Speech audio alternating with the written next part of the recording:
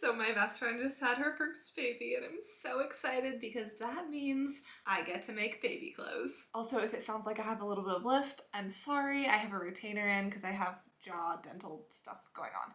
Anyways, this is the pattern that I picked up that we're gonna work on today, and I'm very excited about it. There are 3 different versions, but the romper is definitely my favorite. The problem that I'm running into is that the romper is definitely the cutest in my opinion, but the dress is more practical for changing diapers and stuff, so I think we might just have to make both of them. I picked up some fabric for it. I have this really soft cotton material, and then I also have this really nice floral printed material. So the plan is to make a newborn size dress out of this material and the 6-month size romper out of this material. I already told my friend that I would be making these for her, and she said the 6-month is probably going to be the best because her newborn is obviously growing right now, but I also of course want to see the baby in it when I bring it to her next week, so we're gonna make a newborn size too. I don't think I've ever actually used one of these paper patterns. I normally just buy PDF patterns or I make patterns on my own, so that'll be a little bit of a journey in and of itself. I don't know like how the instructions work or whatnot, but I'm super excited, so let's dive into it. Okay, so it looks like it comes with paper pattern instructions, and then this is the nested patterns. I don't want to cut into it just so that I can continue to use the patterns as the baby grows or as I make new baby clothes for other friends. So I'm going to lay it out and trace it onto tracing paper, and then we can cut it out of the tracing paper and go from there.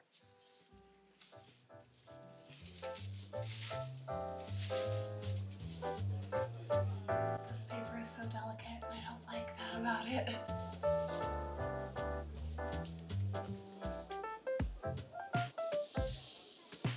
Okay, I can already confirm that I do not like working with this paper. It's obnoxious.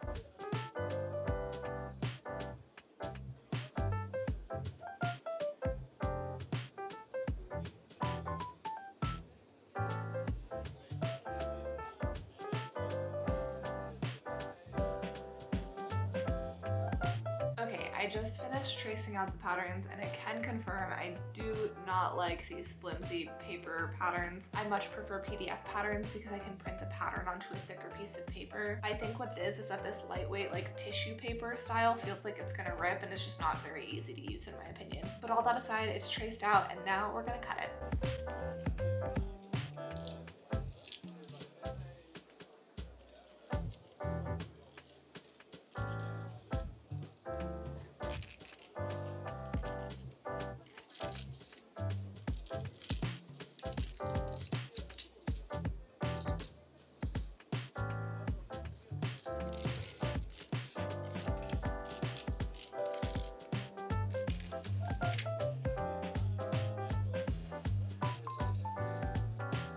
Okay, time to cut fabric.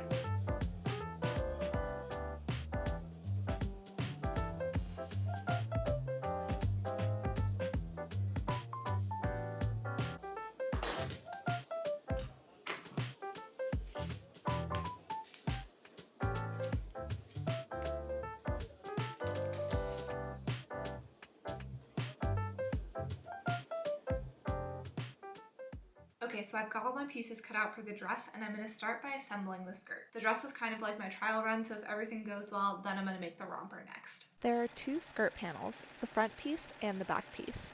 We're going to take both panels and serge the side seams separately before the panels are attached to each other. Then we're going to put the front panel on top of the back panel with right sides facing each other and sew a straight stitch from top to bottom on both sides.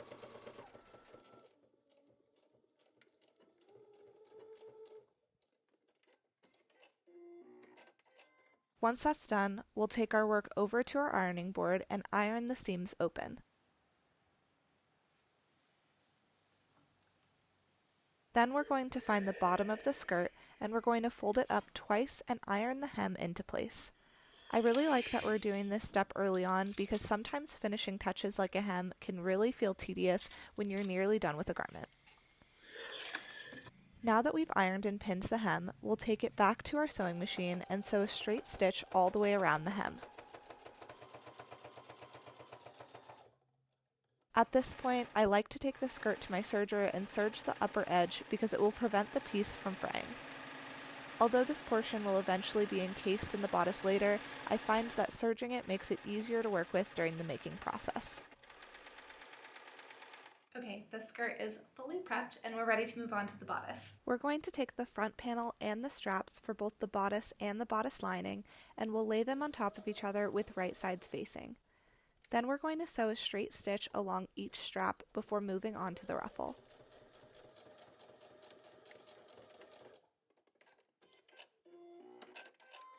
Once that's done, we're going to take the long ruffle pieces and prep them to be hemmed. We'll start by folding over the straight sides twice and ironing them into place. Then we'll take the pieces over to our sewing machine and sew a straight stitch all the way down the piece. Next, we're going to sew a basting stitch, which is basically a straight stitch with a very long stitch length. When doing this, be sure not to backstitch on either end.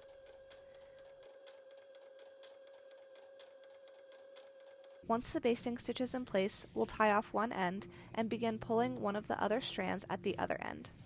This will help us create the ruffle. Then we're going to begin pinning the ruffle into place. Be sure that when doing this, the right side of the garment is facing the right side of the ruffle. When pinning, the goal is to evenly distribute the material.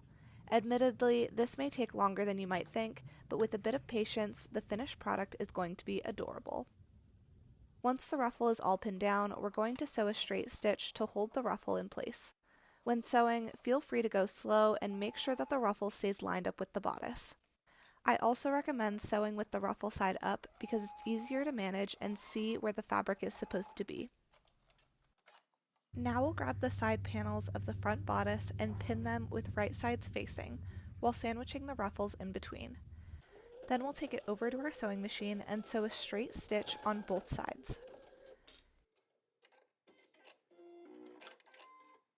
Next, it's time to attach the back panel. Again, we'll pin the panel to the bodice with right sides facing and sew a straight stitch to finish off the front bodice pieces.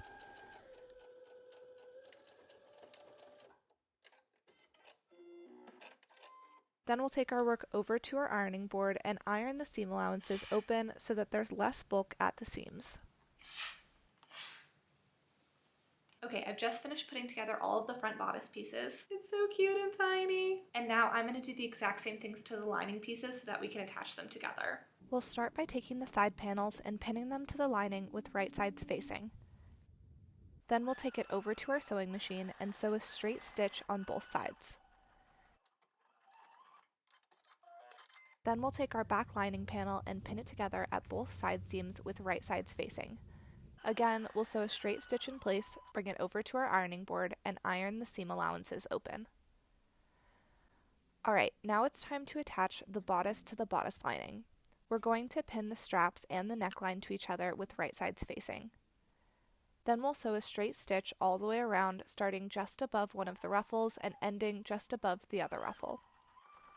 The reason I'm not doing it all in one go is because I wanted to make sure that I didn't accidentally stitch the ruffle into the neckline. Alright, now it's time to attach the rest of the bodice to the bodice lining. We're going to pin all the way around, but when pinning, make sure that you're not distorting the ruffle or folding it in a way where the hem of the ruffle will accidentally be caught in your seam. Once everything is pinned in place, we're going to sew a straight stitch all the way around. Be sure to go slowly over the ruffled area so that you don't have to unpick it later. Now that the bodice and the bodice lining are fully attached, we're going to cut away some of the excess bulk around the straps. This will make it easier for us to turn the straps right sides out. When turning the straps, I just pulled on the ruffle and I found that it worked really well. I also really like to use a chopstick to push out the corners, and oddly enough, I use a chopstick almost every single sewing project. I'd highly recommend keeping them on hand. Alright, now to finish the bodice, we're going to top stitch all the way around. We'll start by ironing around all the edges so that they lay flat and are easy to work with. Then, just like we did when attaching the bodice to the lining, we're going to split the top stitching into two sections. First, we're going to top stitch from just underneath the ruffle, all the way around the back, and stop just underneath the other ruffle. Once that's done, we're going to move on to the skirt, and we'll finish our bodice top stitching later. We're going to sew a basting stitch all the way around the skirt, just like we did with our ruffle earlier. I recommend sewing 2 rows of basting stitches because I've found that this makes distributing the material easier. Then we're going to grab the lining of our bodice and pin the skirt to the lining at each of the notches. Now it's time to pull on the basting stitches and evenly distribute the skirt around the bodice lining. When you're happy with the distribution, we'll pin the ruffles into place, take our work over to our sewing machine, and sew a straight stitch all the way around. Again, I recommend sewing with the gathers facing up and going slowly while you ensure that the edge of the gathers do not move from the edge of the bodice lining. After the straight stitch is in, all we have to do is pull out the basting stitches. Okay, at this point you can probably tell that it's getting dark outside. I think I might have been a little bit ambitious in thinking that I could get 2 of these done while also filming the process. So with all that being said, even though the sun's going down, I do want to finish this one. So I'm sorry about the lighting change, but I feel like it's not that big of a deal because you'll still be able to see the whole process. Okay, let's get back to it. We're almost done. Now we're going to take our work back to our ironing board and iron our seam allowance up into the lining. Then we'll flip our work inside out and iron the raw edge of the lining up so that it's hidden inside the bodice. Next, we'll pin it in place from the right side of the garment. We're going to sew an edge stitch all the way around the bottom of the bodice. Once the skirt is fully attached and the raw edge of the lining is hidden, we're going to go back to the bodice and edge stitch from just above the ruffle all the way around the strap and the neckline and finish just above the ruffle again. You guys, look at how cute this is. It's almost done and it's so tiny. Okay, I'm so excited. All I have to do left is put buttons up here and then buttonholes back here. So that's what we're gonna do now. Alright, we're going to sew 2 buttonholes at the center back of the garment, making sure that there's some space between them. I'm using the buttonhole function on my machine, but you can make your buttonholes however you prefer.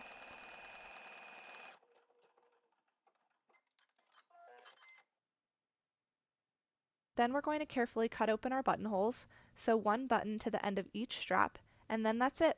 Pop the buttons through the buttonholes and we're done.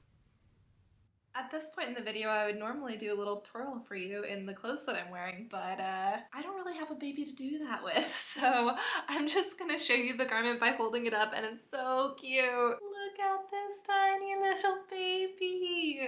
Look. Oh my gosh, it's so freaking cute. It's got little ruffles and I really like the floral details on it. Here's what the back looks like. It's got 2 little buttons here. I didn't really love the idea of a button, but I think it actually makes a lot of sense because you can always move the button depending on where it needs to be as the baby grows. So I ended up doing the button even though I didn't really love the way that it looked. But other than that, I'm so happy with how this came out. I think it's just so adorable and tiny. I can't wait to put it on my best friend's baby. And even though she's gonna grow out of it really, really soon, hopefully this can be a hand-me-down for someone else to love in the future. I'm super proud of how it turned out and I'm definitely still gonna make that romper, but I'm just gonna save it for another day. I hope you enjoyed this video, and if you did, don't forget to subscribe. And if you like this video, go ahead and click or tap the screen for a lot more sewing content from me. Thanks for being here, and I'll see you in the next one.